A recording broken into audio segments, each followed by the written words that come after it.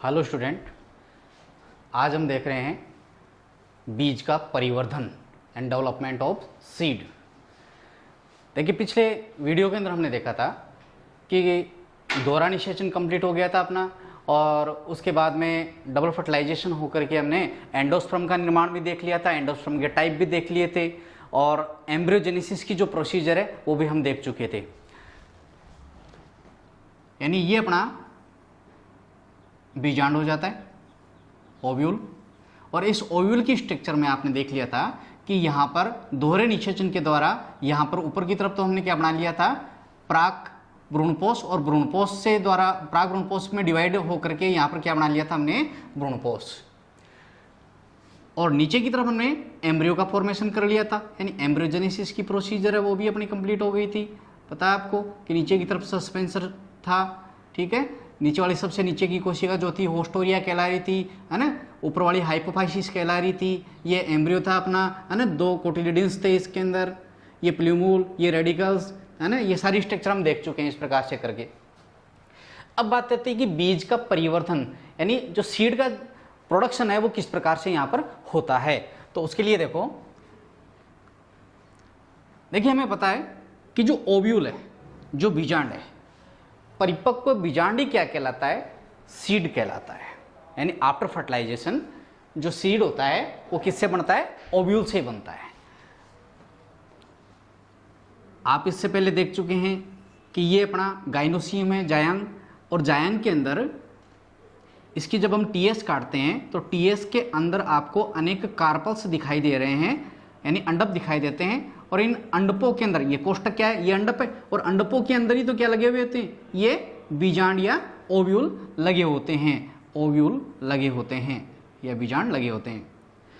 और ये फर्टिलाइजेशन के बाद में, मैच्योर होने के बाद में ओव्यूल क्या बनाएंगे, ये बीज का निर्माण कर देंगे। और आपको पता है कि सबसे बाहर की तरफ जो कौन है, ये अंडाशय की दीवार है, अंडाशय की भित्ति है, तो अंडाशय की भित्ति क्या बना देती है, आगे जाकर के फल का निर्माण कर देती है। तभी तो फल के अंदर बंद रहते हैं बीज। तो बीज किससे बन रहे हैं, ओव्यूल से निर्मित हो रहे हैं। तो इस दौरान क्या क्या चेंज हमें देखने को मिलेगा कि एक ओव्यूल से हम बीज बनाने की तरफ देख रहे हैं कि बीज बनने के दौरान इसमें क्या क्या चेंजेज होते हैं, वो चीज हम देख रहे हैं। देखिए ये क्या था, इसको हम क्या बोल रहे थे आपको पता है, इसको बोल रहे थे हम बीजांड व्रंथ, ठीक है, ये था बीजांड व्रंथ, और इसके दो सिरे थे, निभागीय शिरा और बीजांड द्वारीय शिरा, ठीक है, माइक्रोपाइलर एंड और चेलेजल एंड, दो प्रकार के थे यहाँ पर। तो आपने देखा कि यहाँ पर शुरू में ये इस प्रकार का बीजांड अपना ही हुआ करता था, ठीक है, ऐसी स्ट्रक्चर थी। और अब इससे अपन को क्या बनाना है, बीज बनाना है। तो बीज बनाना है तो देखो जो बीजांड व्रंथ है, ये बीजांड व्रंथ ये किस में चेंज हो जाएगा भाई, बीजांड व्रंथ किस में चेंज हो गया, बीज व्रंथ में चेंज हो जाएगा। अब ये बीज व्रंथ कहलाने लग जाएगा, है ना। जैसा कि आपने देखा है कि जैसे आपने एक तरबूज के बीज की अपन बात करते हैं, उसके अंदर थोड़ा सा स्पष्ट होता है ये, और उस बीज में आपने देखा होगा उसके एक धागा सा इस प्रकार से रहता है। तो ये धागा कौन है, ये धागा कौन है, ये बीजांड व्रंथ है ये।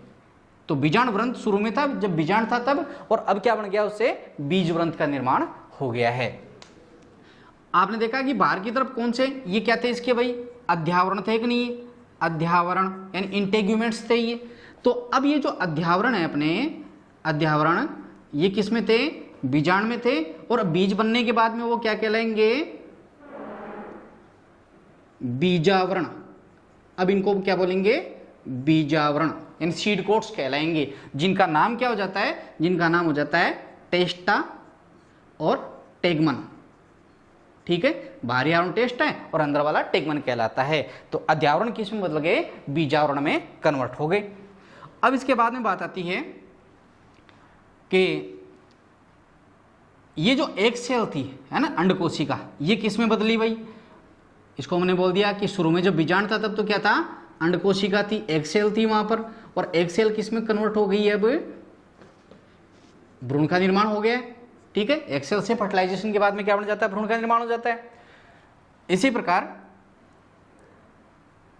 यहां पर आपको पता है 2 ध्रुवीय केंद्रक थे, और जो ध्रुवीय केंद्रक थे वो उन्होंने निषेचन के टाइम पर ही द्वितीयक केंद्रक बदल दिया था, है ना। तो ध्रुवीय केंद्रक या द्वितीयक केंद्रक किस में बदल जाते हैं? फर्टिलाइजेशन के बाद में भ्रूणपोष में कन्वर्ट हो जाते हैं। तो द्वितीयक केंद्रक कह सकते हैं, द्वितीयक केंद्रक, है ना। या शुरू में इनकी स्टेज कौन सी थी? ध्रुवीय केंद्रक के रूप में थी, है ना, ध्रुवीय केंद्रक। तो ध्रुवीय केंद्रक या जो द्वितीयक केंद्रक होते हैं वो किस में चेंज हो गए भाई? भ्रूण पोष में चेंज हो गई। इसी प्रकार और यदि हम बात करें तो दोनों सहायक कोशिकाएं हैं, ये कौन सी हो गई? प्रतिमुखी कोशिकाएं। तो सहायक कोशिकाएं, प्रतिमुखी कोशिकाएं दोनों किस में कन्वर्ट हो जाती है उनके बारे में देख रहे हैं। तो यहां पर लिख देते हैं कि सहायक और प्रतिमुखी कोशिकाएं ये दोनों क्या हो जाती है? निषेचन के बाद में नष्ट हो जाती है ना, ये नष्ट हो जाती है। ठीक है। तो कुल मिलाकर के एक बीजांड था, उसमें तो ये बात थी, और बीजांड से बीज बनने के बाद में ये बात यहां पर हो जाती है, यानी ये चेंजेस हमें देखने को मिलते हैं बीजांड से बीज बनने के दौरान। तो सीड को हमने क्या कह दिया? सीड क्या हो जाता है? सीड का निर्माण किससे हुआ है? ओव्यूल से ही हुआ है ना, बीजांड से ही इसका निर्माण होता है। अब इसके बाद में अपन बात करते हैं कि कुछ पौधे ऐसे हैं, जैसे हमने कहा लीची। लीची में क्या पाया जाता है? जो सीड होता है उस सीड के चारों तरफ एक मांसल आवरण मौजूद होता है, एक रसीला सा मांसल आवरण मौजूद होता है, जिसको अपन क्या कहते हैं? एरिल कह देते हैं, उसको एरिल कहा जाता है। तो ये एरिल वाला जो पार्ट होता है लीची में, वही क्या होता है? खाने योग्य होता है इसका। तो ये देखा गया, एरिल किस में देखा गया? लीची में देखा गया। इसी प्रकार अरंडी की बात करें तो अरंडी के अंदर जो बीजाणुद्वारी क्षेत्र होता है वहां पर एक संरचना पाई जाती है सफेद रंग की, जिसको हम कैरेंकल कहते हैं। ठीक है। अरंडी में, अरंडी का जो बीज होता है उसका जो बीजाणुद्वारी वाला क्षेत्र होता है, उस बीजाणुद्वारी वाले क्षेत्र की तरफ उस बीज में क्या पाई जा रही है? एक सफेद रंग की संरचना पाई जा रही है, जिसका नाम हो जाता है कैरेंकल। इसी प्रकार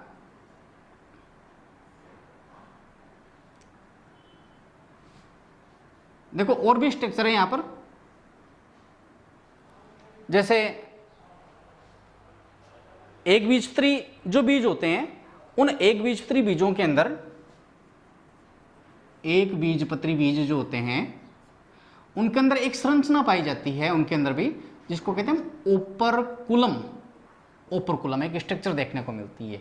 तो ये जो ओपरकुलम स्ट्रक्चर है ये क्या है? ये भी बीजाणुद्वारी क्षेत्र की तरफ पाई जाने वाली एक पलगनुमा संरचना है जो इनके अंदर देखने को मिली। तो ये कुछ स्पेशल पॉइंट है कि भाई एरिल क्या होता है, कैरेंकल क्या होता है, ओपरकुलम क्या होता है, किन पौधों में ये देखे गए हैं, किन के बीजों में ये देखे गए हैं, तो इनके अंदर ये देखे जा सकते हैं। तो अब बीज के टाइप्स हैं वो अपन देखते हैं। देखो बीज जो है भ्रूणपोष की उपस्थिति के आधार पर, जो भ्रूणपोष होता है इनके अंदर, उस भ्रूणपोष की उपस्थिति के आधार पर जो बीज होते हैं उनके कुछ प्रकार हैं, जिनके अंदर भ्रूणपोष के आधार पर देख रहे हैं, भ्रूणपोष की उपस्थिति के आधार पर। तो उसके अंदर हम पहला प्रकार है अपना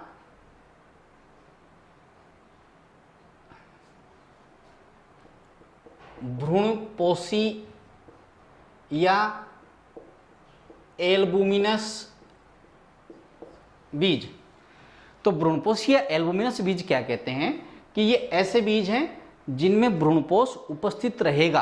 वैसे तो देखो भ्रूणपोष तो लगभग सभी में उपस्थित होता है, लेकिन ये भ्रूणपोष क्या होता है कि जब बना था तब भी है और उसके बाद में भी ये बना रहेगा उस सीड के अंदर। तो ऐसे बीज क्या कहलाते हैं? भ्रूणपोषी बीज कहलाते हैं। तो ज्यादातर जो बीज होते हैं वो इसी प्रकार के हो जाते हैं। दूसरे जो है अपने पास में वो हो जाते हैं अभ्रूणपोषी प्रकार के बीज। तो इसको अभ्रूणपोषी कह दो या इसको बोल दो गैर एल्बुमिनस बीज। ठीक है, गैर एल्बुमिनस बीज। तो इस प्रकार की जो सीड है अभ्रूणपोषी, तो जाहिर सी बात है कि इसके अंदर कि अभ्रूणपोषी बीज वो हो जाते हैं जिनके अंदर भ्रूणपोष बना तो है, लेकिन टाइम के अकॉर्डिंग उस भ्रूणपोष का उपभोग उसके भ्रूण ने संपूर्ण भ्रूणपोष का उपभोग कर लिया और भ्रूणपोष नहीं बचा उनके पास में। अब देखो जैसे ये है, कि ये मान लो कि ये भ्रूण है और इस भ्रूण ने इस भ्रूणपोष के सारे पोषक पदार्थों का उपभोग कर लिया और जिससे क्या हो गया, भ्रूणपोष इसके पास में नहीं बचा रह गया, टाइम के अकॉर्डिंग ये भ्रूणपोष इसका नष्ट हो गया। और भ्रूणपोष का जो पोषण था वो इस एम्ब्रियो ने किसके अंदर ले लिया है, अपने कोटिलिडन्स के अंदर ले लिया है। यानी कोटिलिडन्स कौन से हो जाते हैं, ये वाले, ये जो कोटिलिडन्स है या जो बीज पत्र है उसके अंदर समाहित हो गए, जिससे क्या हो गया, जिससे इनके जो कोटिलिडन्स होते हैं बड़े आकार के हो जाते हैं, आकार इनका साइज बढ़ जाता है। तो ऐसे बीज क्या कहलाते हैं, अभ्रूणपोषी प्रकार के बीज कहलाते हैं कि जिनका भ्रूणपोष नष्ट हो चुका है। तो अभ्रूणपोषी प्रकार के बीज कहलाए। जैसे दालें जो अपनी है, यानी जो लेग्यूमिनेसी फैमिली के जो सदस्य ज्यादातर वो सारे इसी प्रकार के हो जाते हैं, है ना, तो वो अभ्रूणपोषी प्रकार के बीज कहलाते हैं। तीसरा पॉइंट अपना हो जाता है, मैन तो वैसे दो ही है, बाकी तीसरी बात अपन ये कह सकते हैं कि परिभ्रूणपोषी प्रकार के बीज भी है, परिभ्रूणपोषी, है ना। तो परिभ्रूणपोषी क्या हो जाते हैं, पहली बात परिभ्रूणपोष होता क्या है उसके बारे में देखते हैं। तो हम कहेंगे कि कुछ बीज ऐसे हैं जिनके अंदर उसके एम्ब्रियो ने सारा भ्रूणपोष ले लिया है, पोषण के रूप में सारा ले लिया, अपना भ्रूणपोष नष्ट कर दिया उन्होंने।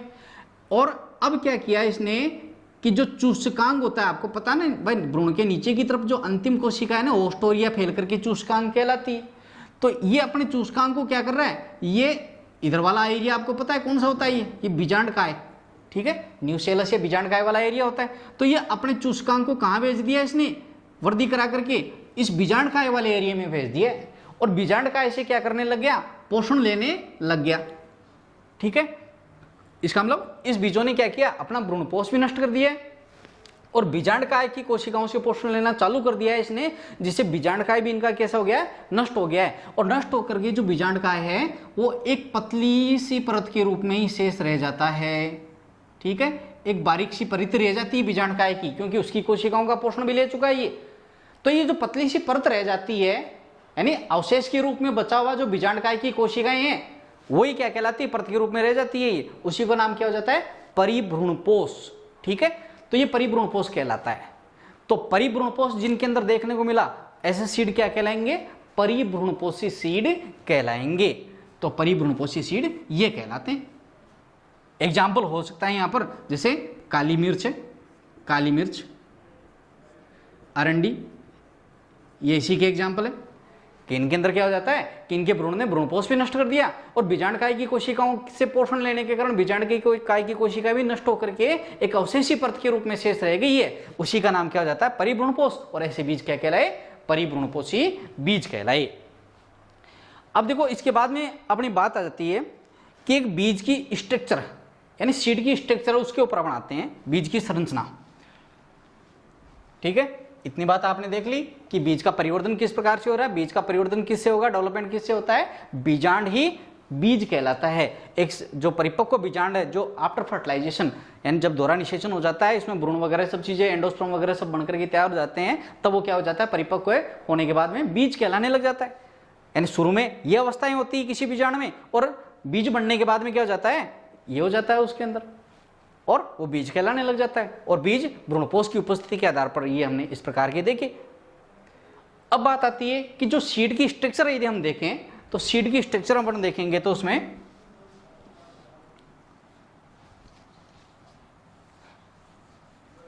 दो प्रकार के सीड हो जाते हैं। देखो अपने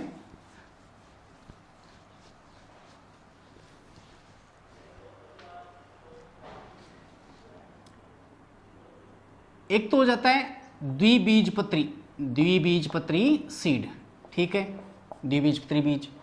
तो इस द्विबीजपत्री बीज की बात यदि हम करें तो एग्जाम्पल आप जानते हो कि द्विबीजपत्री पेड़ पौधों के एग्जाम्पल है ना। तो जैसे अपना एक मटर का, एक चने का एग्जाम्पल लेते हैं कि आपने देखा है मटर या चना जो होता है, जैसे कि हमने ये मटर है ना, और इस मटर के ऊपर बाहर की तरफ एक बाहरी आवरण एंड सीड कोट मौजूद होता है ना। ये क्या होता है, सीड कोट या बीजावरण जिसको कह रहे हैं, बीजावरण ये मौजूद हो रहा है यहाँ पर। इस बीजावरण को जैसे ही अपन उठाते हैं, यानी बीजाणु को जैसे ही अपन उठाते हैं, तो आपने इसके अंदर देखा होगा कि उठाने के बाद में ये दो टुकड़ों में बढ़ जाता है है ना। वैसे ये पॉइंट आपका पहले से देखा हुआ है, पहले अपन देख चुकी इस बात को। तो ऐसे बढ़ जाता है, ठीक है, दो टुकड़ों में बट गया। तो ये दो टुकड़ों में बट गया, ये तो ये संपूर्ण स्ट्रक्चर कौन है, ये एम्ब्रियो तो है इसका, भ्रूण। और ये जो बड़े बड़े दिख रहे हैं आपको ये दो स्ट्रक्चर, ये कौन है, ये इसके बीजपत्र है, बीजपत्र, है ना भाई। एम्ब्रियो की स्ट्रक्चर हमने द्विबीजपत्री वालों की कैसी बनाई थी, कुछ इस प्रकार से तो बनाई थी, ठीक है, ऐसे बनाई थी हमने।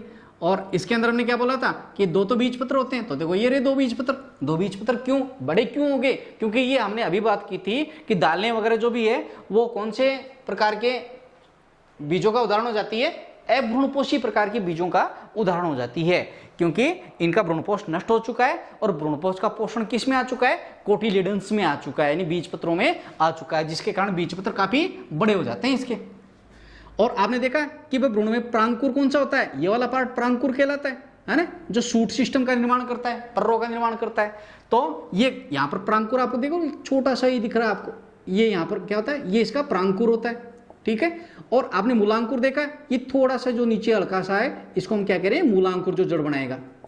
तो कुल मिलाकर के एक द्विबीजपत्री बीज की संरचना देखी जाए तो वो इस प्रकार से बटी होती है। सबसे बाहर की तरफ बीज का आवरण, बीजावरण मौजूद होता है, और अंदर की तरफ जो होते हैं इसके अंदर मोस्टली जो दो कोटिलिडन्स होते हैं वो काफी बड़े आकार के होते हैं। यानी इसको हम ये भी कह सकते हैं कि कोटिलिडन्स इतने बड़े हो जाते हैं कि बीज की आकृति का जो निर्धारण होता है वो भी इसी से ही होता है, क्योंकि काफी बड़े हो जाते हैं ये।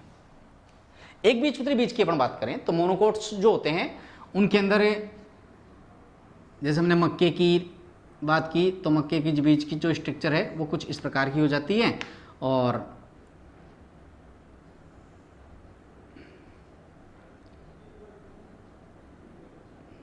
इसकी संरचना कुछ ऐसे हो जाती है।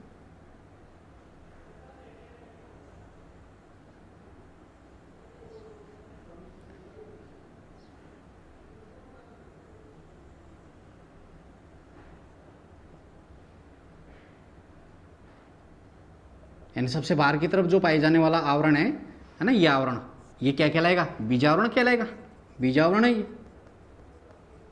और वैसे आपको पता है कि इनके अंदर जैसे गेहूं है ना, मक्का है, इनके अंदर जो बीज का आवरण और फल भित्ति दोनों आपस में मिक्स में जुड़ी हुई रहती है, आपस में मिक्सअप संयुक्त हो जाती है। यानी क्योंकि फल भित्ति इनकी इतनी पतली होती है कि वो बीज के आवरण से ही संयुक्त हो जाती है, तो इसको हम बीजावरण भी कह सकते हैं। और वैसे हम ये भी कह सकते हैं कि फल भित्ति भी इसके साथ में ही अटैच है, ठीक है। अब इसके अंदर ये क्या हो जाता है, ये इसका भ्रूणपोष हो जाता है, ये इसका भ्रूणपोष हो जाता है, भ्रूणपोष।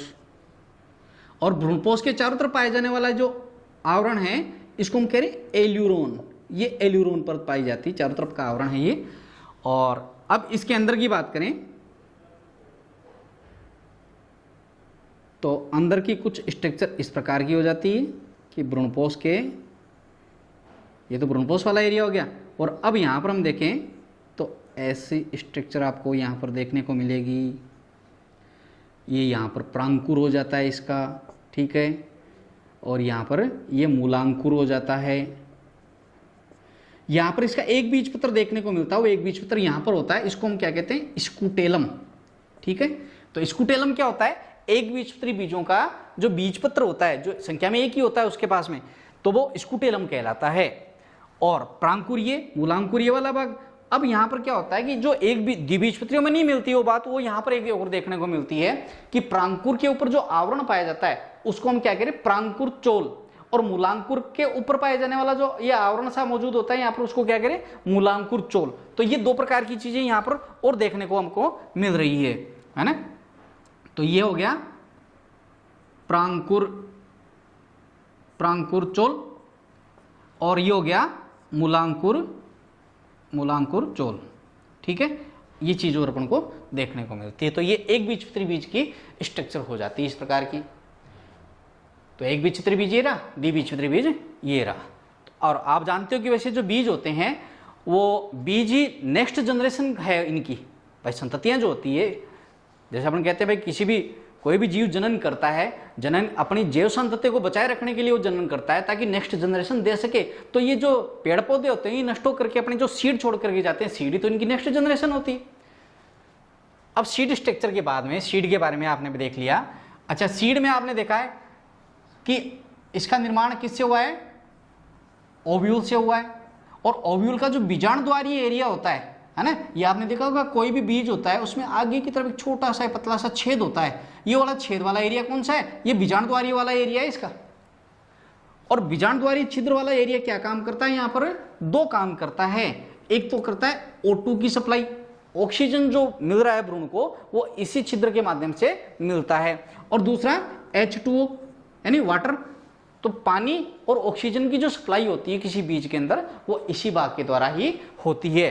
और जब सीड जर्मिनेट होता है उस टाइम पर जो वाटर इसके अंदर पहुंचता है उसके कारण ही ये क्या होता है, जर्मिनेट होता है।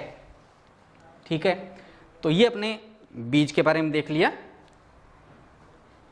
अब बीज के बारे में देखने के बाद में, बीज के बाद में इससे नेक्स्ट पॉइंट अपन लेंगे।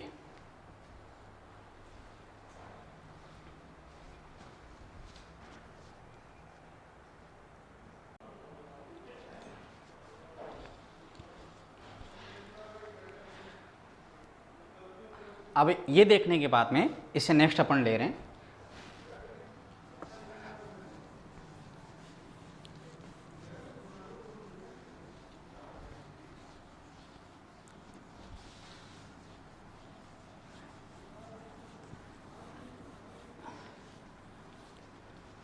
देखो जो नेक्स्ट है इसका कि हमने सीड का निर्माण भी देख लिया। अब बात करते हैं फ्रूट पर, इन फल का निर्माण किस प्रकार से हो रहा है, फल कौन बना रहा है, फल या फ्रूट। ठीक है,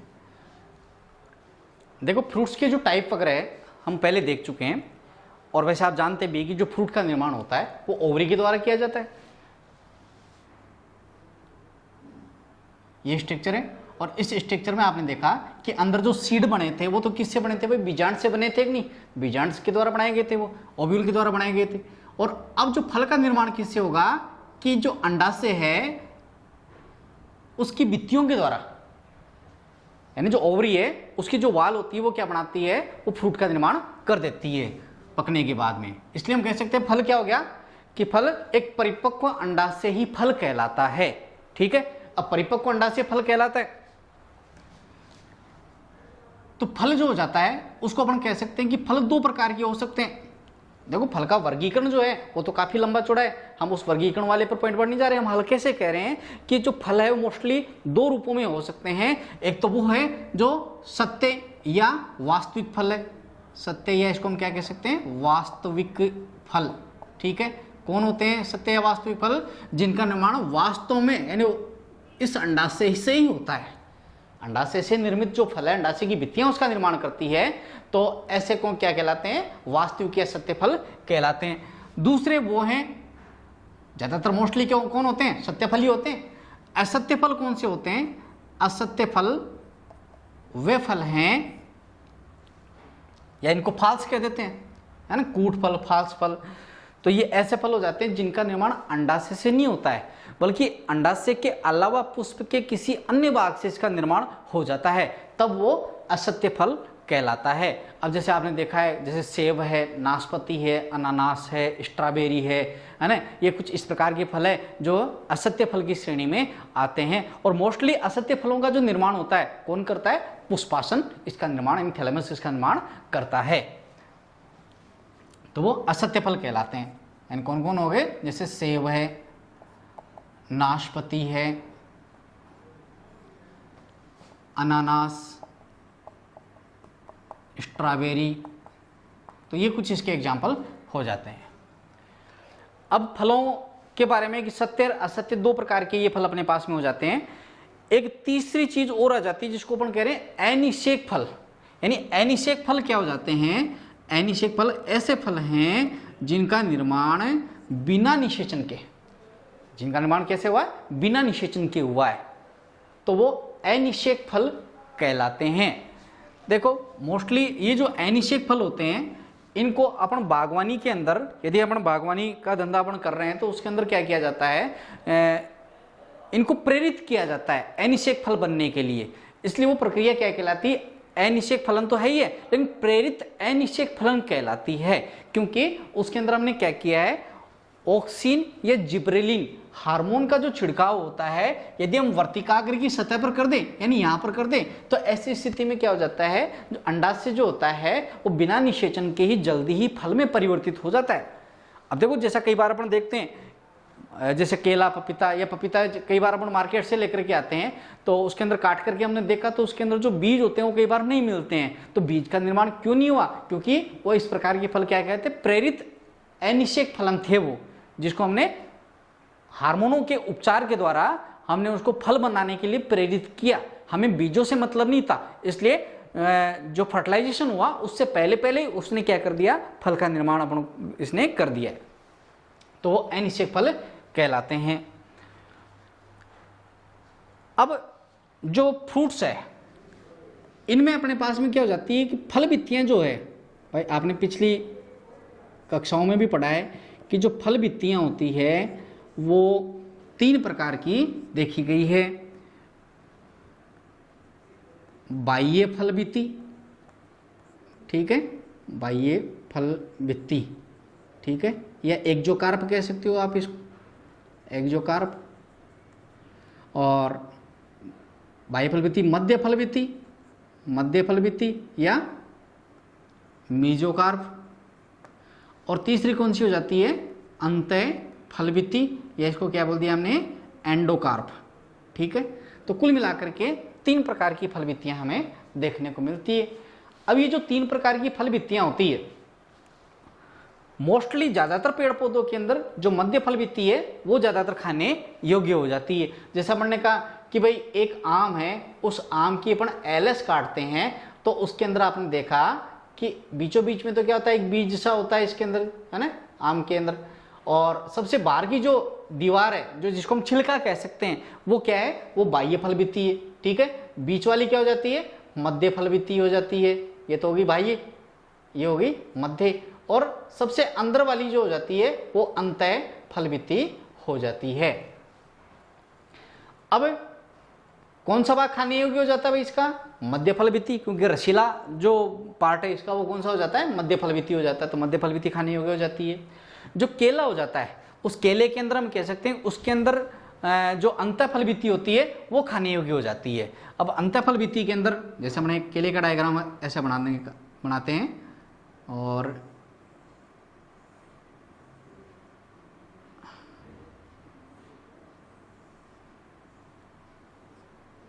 ठीक है, तो इसके अंदर आपने देखा जब अपन केला को छीलते हैं तो छीलने के दौरान इसका जो बाहरी छिलका था वो तो कैसा था भाई, बाह्य फल भित्ति। मध्य फल भित्ति कौन सी थी, इस बाह्य फल भित्ति के ही अटैच हो गई है साथ में, यानी जो हल्के से रेशे आपको दिखाई दे रहे हैं अंदर की तरफ ये छिलके में, तो वो क्या हो जाती है, वो इसकी मध्य फल भित्ति है। और अंतः फल भित्ति कौन सी हो जाती है इसकी, वो खाने योग्य है। तो केले के अंदर अंतः फल भित्ति खाने योग्य हो सकती है।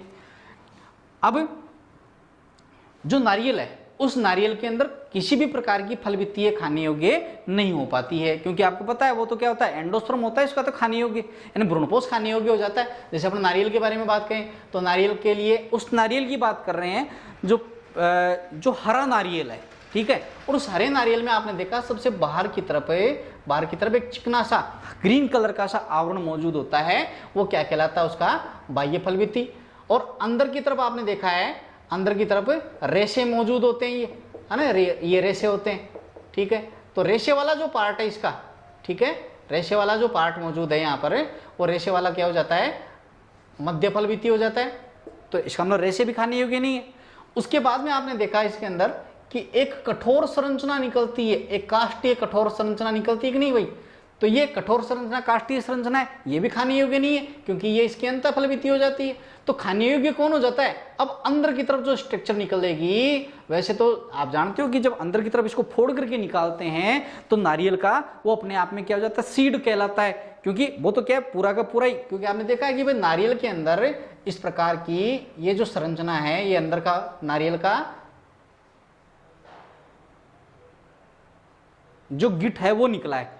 और इसके अंदर आपने देखा कि जो बाहरी छिलका होता है ना, काला काला सा, जो साथ में खाया जाता है, तो वो तो क्या हो जाता है, इसका सीड कोट हो जाता है, बाहरी आवरण हो जाता है।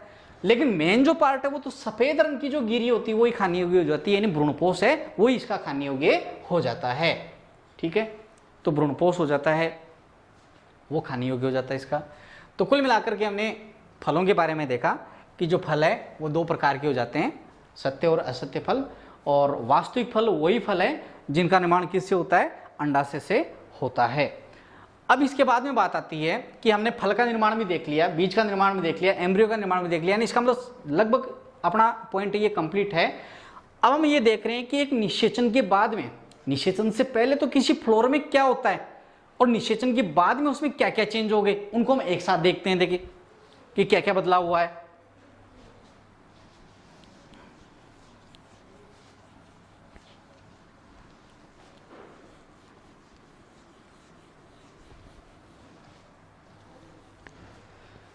यानी ये कह सकते हैं कि किसी पुष्प में होने वाले निषेचन पश्च परिवर्तनों को बताइए, निषेचन के बाद में क्या क्या चेंजेस आते हैं। तो पुष्प में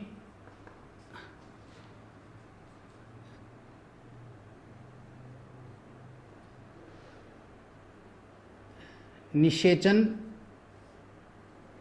पश्च परिवर्तन, ठीक है, ये पॉइंट हो जाता है अपना। अब निषेचन पश्च परिवर्तन में देखो, पहले अपने एक फ्लोर का हल्का सा एक डायग्राम बनाते हैं।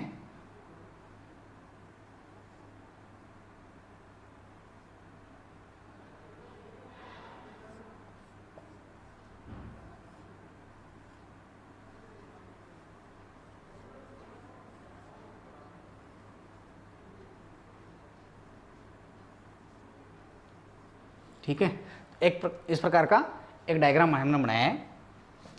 आपने देखा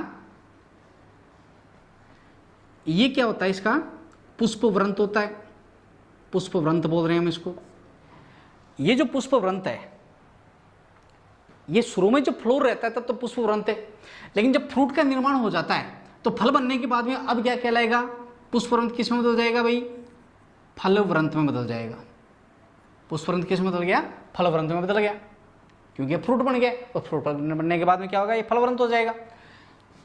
इसके बाह्य दलपुंज कौन से होते हैं, ये वाले, तो बाह्य दलपुंज कह सकते हैं। ठीक है, ये दलपुंज, ये भी दलपुंज हो गई।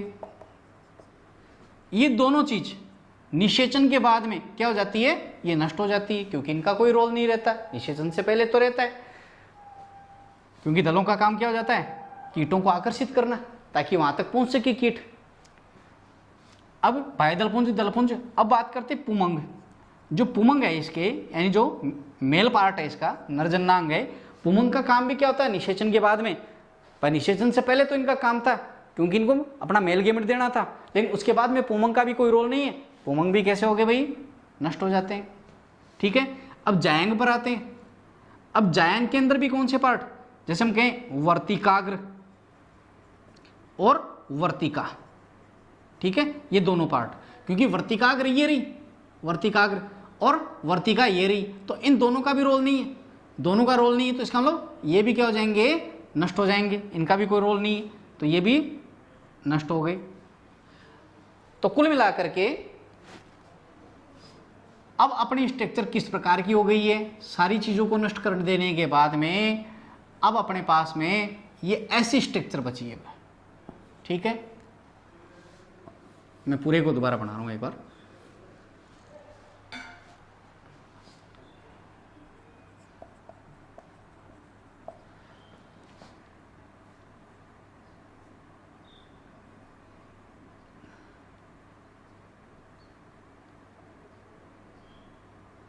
तो अब ये केवल ये स्ट्रक्चर बची है आपके पास में, यानी ये स्ट्रक्चर कौन है, ये अंडाशय है आपका, ये अंडाशय केवल ये बचा हुआ है।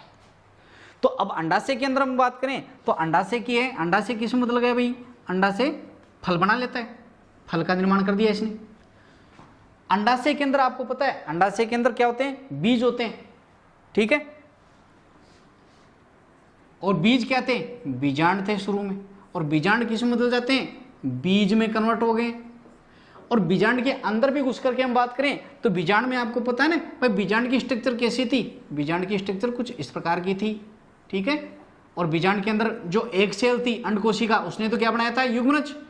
यानी बीजांड के अंदर अंडकोशिका युग्मनज बनाते हुए किस में बदल गई थी, भ्रूण में बदल गई थी।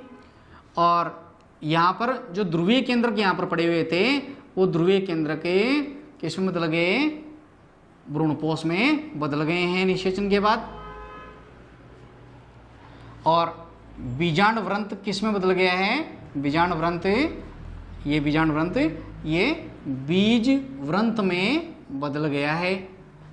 और अध्यावरण, अध्यावरण कौन से थे, अभी बात हुई थी अपनी जब हमने शीट पढ़ा था, तो ये अध्यावरण किस में बदल गए हैं, बीजावरण में, बीजावरण में। ठीक है, तो कुल मिलाकर के ये हमें चेंजेस हमें देखने को मिलते हैं। तो पुष्प में निषेचन से पहले तो ये था, और निषेचन के बाद में ये सारी बातें होने लग गई है, और कुल मिलाकर के एक फ्रूट का निर्माण और सीड का निर्माण हो जाता है।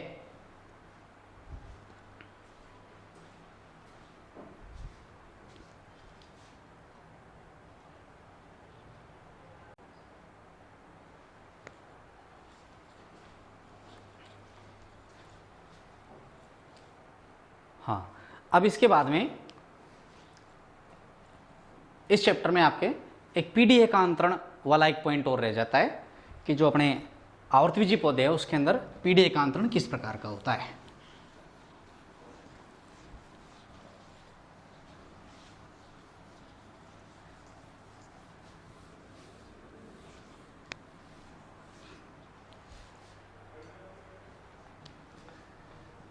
तो नेक्स्ट पॉइंट है अपना पीढ़ी एकांतरण।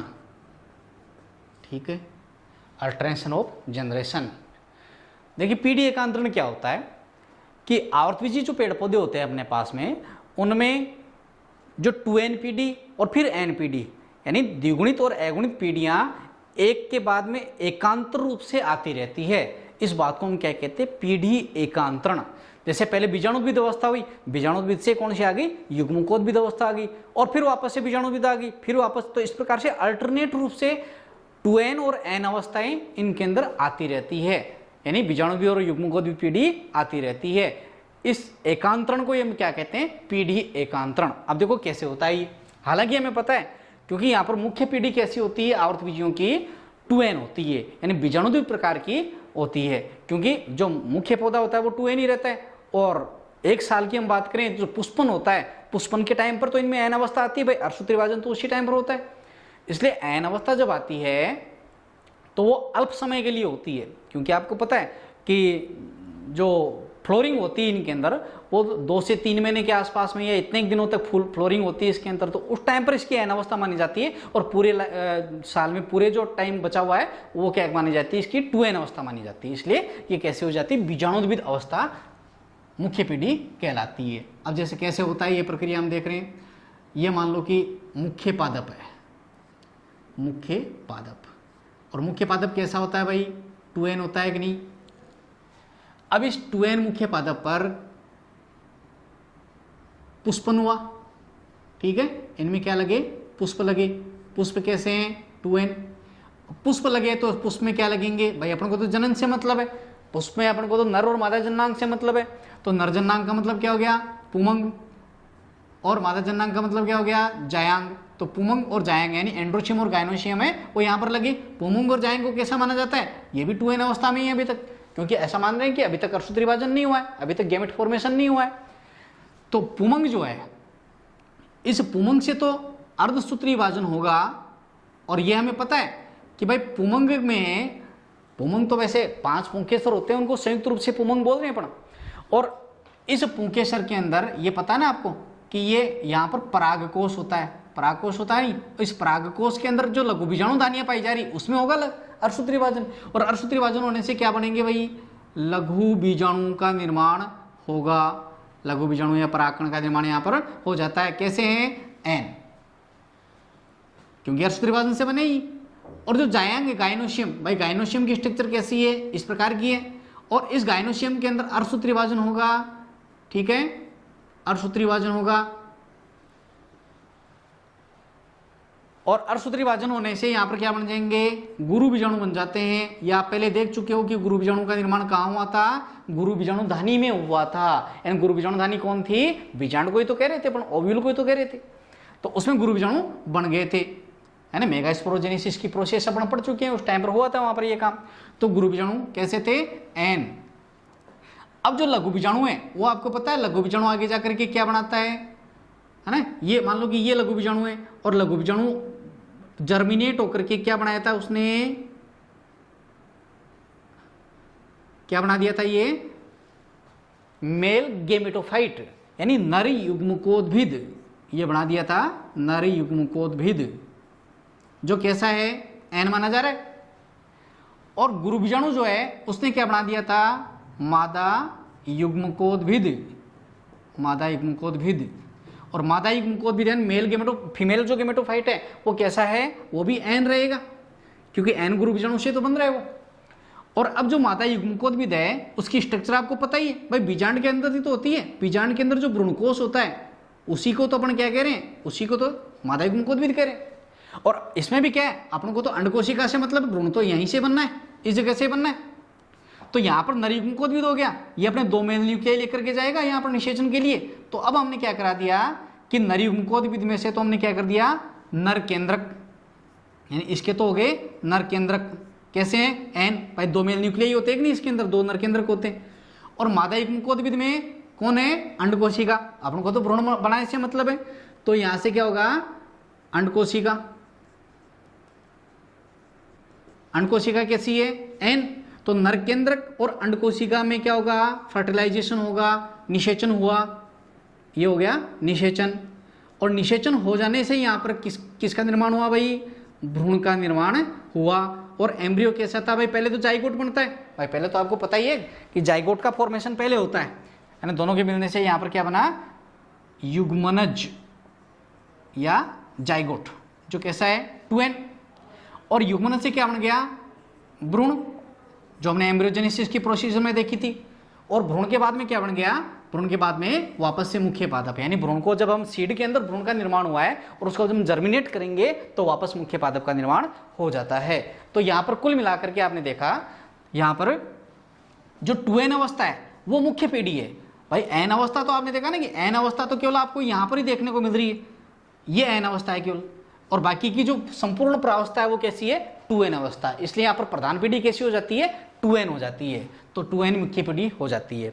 अब जीवन चक्र जो इनका लाइफ साइकिल वो किस प्रकार का हो जाता है, वो हो जाता है डिप्लोन्टिक प्रकार का, है ना, डिप्लोबायोटिक प्रकार का हम कह सकते हैं इनका जीवन चक्र, क्योंकि द्विगुणित पीढ़ी प्रधान है यहाँ पर, तो इसका डिप्लोन्टिक प्रकार का जीवन चक्र कहलाएगा। ठीक है, तो ये चैप्टर आपका कंप्लीट हो जाता है आपका। इसके बाद में जो नेक्स्ट है, नेक्स्ट वीडियो में अपन देखेंगे।